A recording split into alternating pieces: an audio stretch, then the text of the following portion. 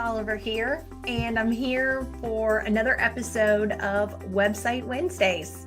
So I hope that you're doing great today. It's a gorgeous day here in Raleigh, North Carolina. Spring is definitely here, and so I'm happy to be here to connect with you. Today we're talking about websites like we always do on Wednesdays at 1 o'clock, and we're going to talk today about ownership. Who owns your website? Do you, the client, own it? Does the agency own it? Does the website company, hosting company own it? What happens if you decide you want another company to do some marketing on your website? Not the company that built it, but somebody else. You want them to do some Google AdWords, or you want them to do some optimization or Facebook marketing or whatever. And you're wondering, what kind of flexibility do you really have? Or let's say you decide you want another company to update and maintain your site, and that's a different company than the one that originally built it. Well, I deal with these kind of issues and questions almost on a daily basis. And so it seemed like maybe this would be a good topic this week to talk about.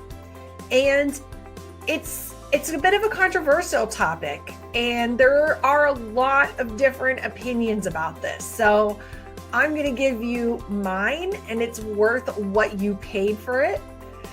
You can ask 6 different digital marketers their opinion on anything from website design to SEO to AdWords, and get 6 completely different and potentially valid opinions.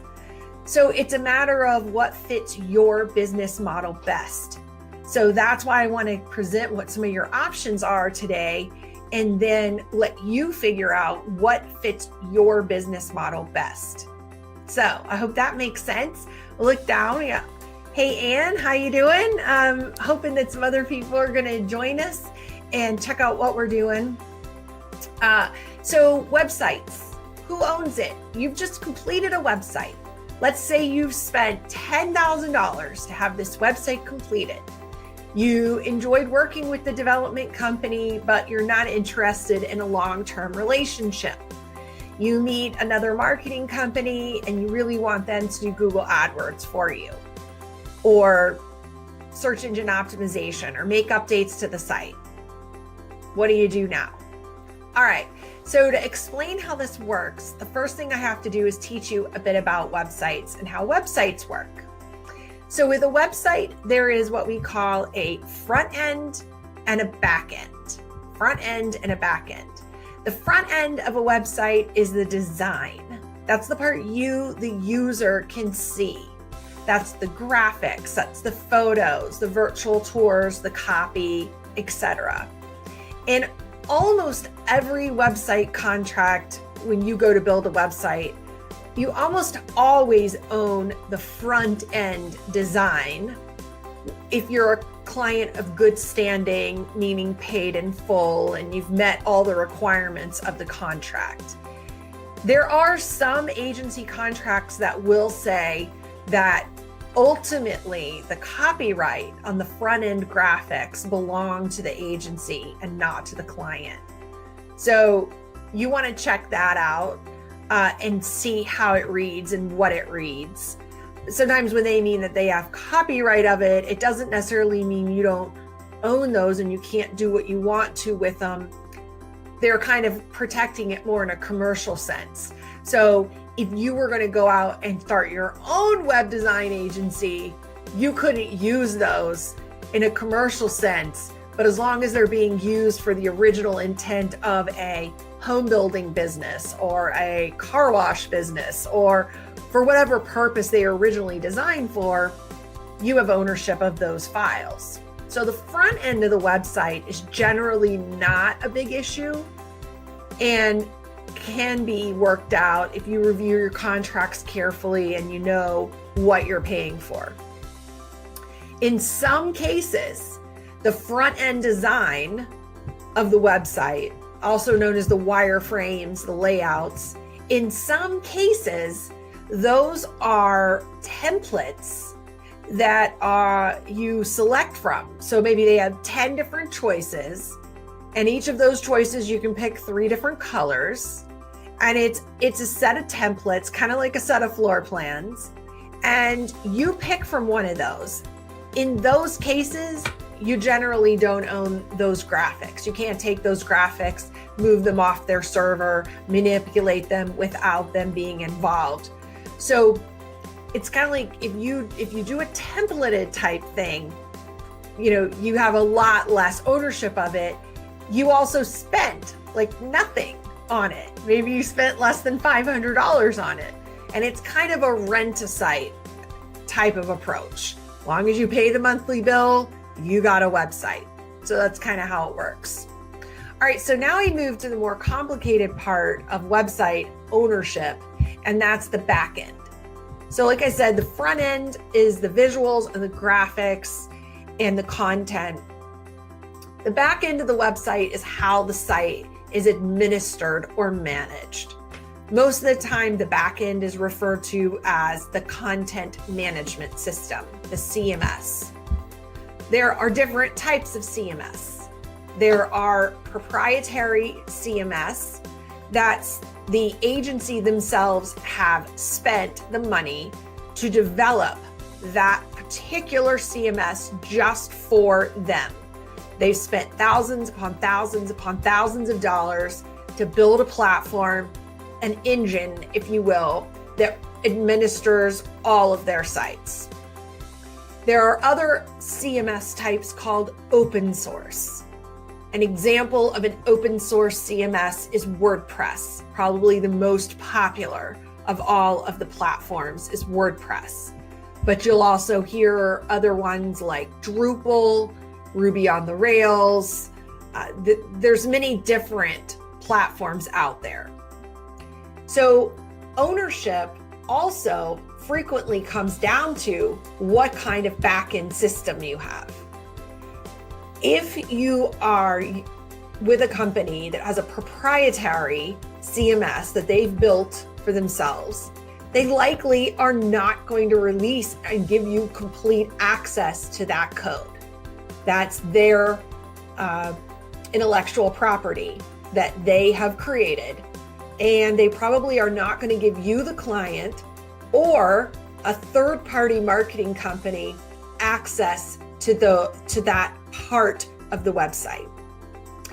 If the CMS or the backend is built on an open source platform, in our case at Meredith Communications, we are completely a WordPress-based shop, if you will. We build everything with WordPress. Now we have a proprietary custom version of WordPress that we've built just for home builders that allows them to create a new community, add a plan, add an inventory home, and actually also allows them to do a lot more.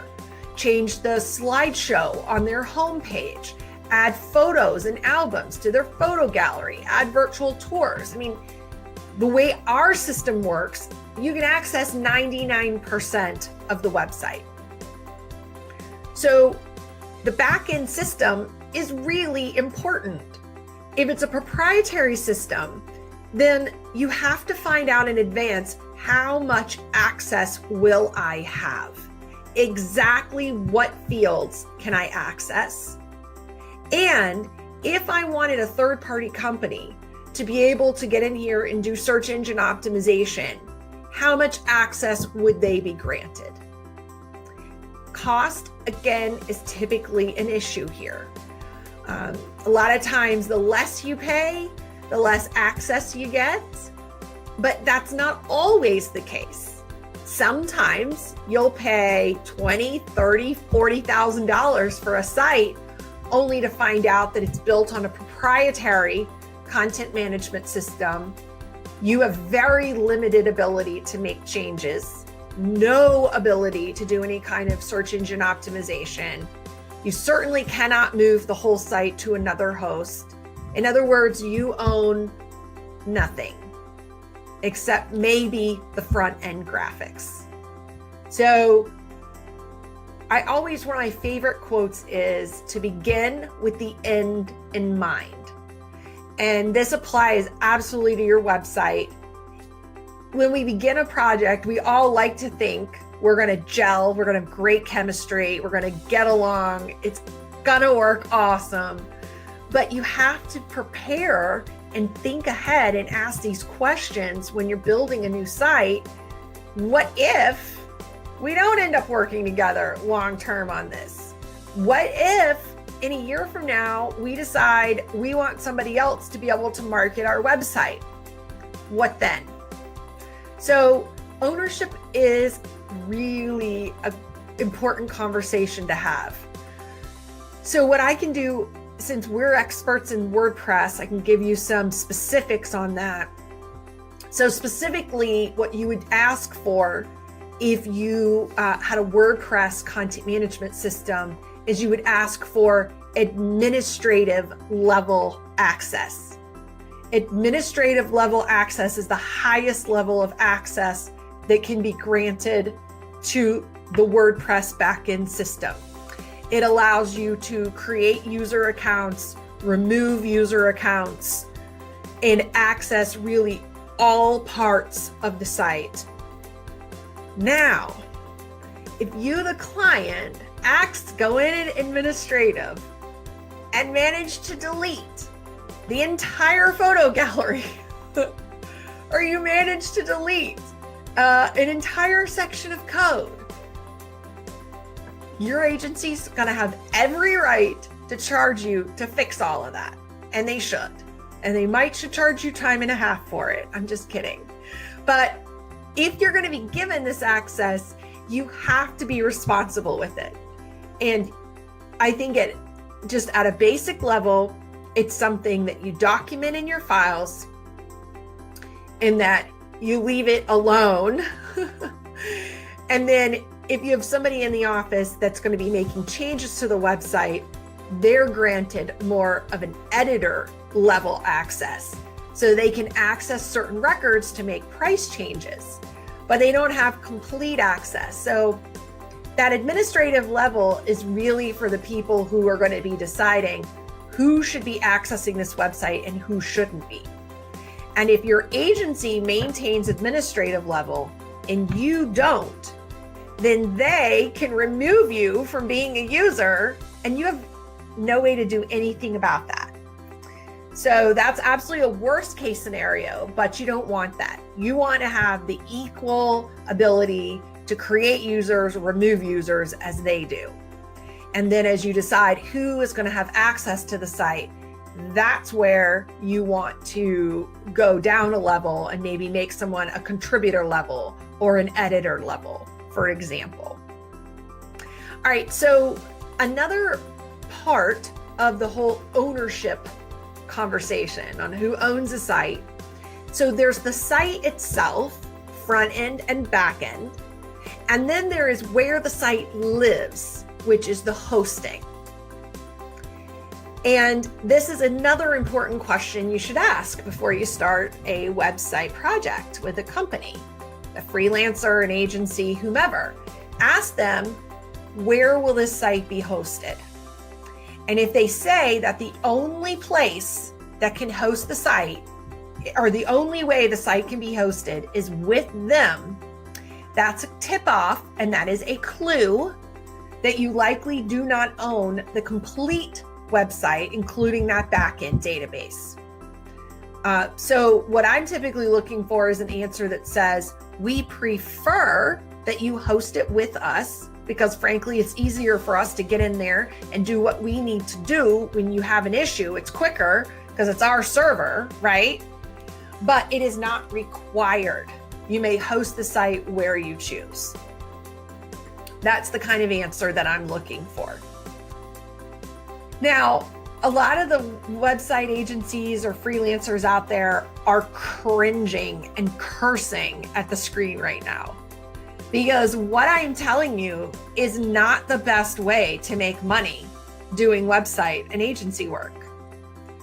When you lock down a site and you don't allow full access to the CMS, and you require it to be hosted with you, and maybe even worse yet, you control the account with the domain name, the clients are stuck. And that's the goal, is to keep people as long as possible and make it as painful as possible for them to make a change. And frankly, I'm sick and tired of it. And I'm calling them all out today because I get calls every single day from business owners who do not have their CMS password to the back end of their system. They do not know where the site is hosted. They do not have the username and password to the hosting account. They do not have FTP, Frank, Tom, Paul, FTP, username and login to their site. They basically have nothing, and they've spent thousands of dollars on it. Now, part of this is ignorance on the part of the business owner or the marketing professional. And so that's where I'm educating you today on what you need to be asking for. Because, I mean, if you don't ask for it, I'm not just going to put it on the agency to give it to you. So that's fair.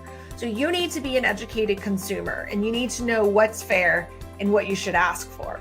But at the same time, this practice of building sites for people and then locking them out of it and controlling the hosting and not allowing others to market it, it may be good business for your agency, but it stinks for your clients. I'm sick of it, and it needs to end. Now, maybe the way you're doing it is preventing other companies from being able to get in there and make the money that you want to make long-term on SEO, on AdWords, whatever. Fine. I don't think that is a long-term sustainable business practice. I don't want any client stuck with me and mad about it because they can't move their website or they can't have somebody else work on their website. I don't want any clients stuck with me that don't want to be with me. If you need to break up with me, it's okay. I might have already wanted to break up with you anyway. I'm just kidding. But if you need to break up with me, it's okay. We've got plenty of work and we've got a lot of clients and it's a big old world and we'll all be okay. I live in a world of abundance. I live with the abundance theory. There's plenty to go around. There's plenty to be had. There's plenty to be shared. If it's not working between me and a client and the chemistry's not right, then it's fine for me to take their excellence elsewhere. It really is. I'm not going to say I don't get my feelings hurt sometimes. And I'm not going to say that sometimes I really do take it personally because I feel like I've given that particular client a lot of my passion and ideas and excitement and my loyalty and my time. And I'm disappointed when it isn't valued at the same way I was valuing it, right? I mean, it hurts, but I get over it. So this is my challenge out to others that are in this same field.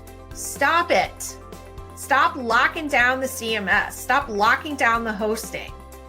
Prove that you can earn their business. So that's what I tell all of our clients. Hey, we've built you this site.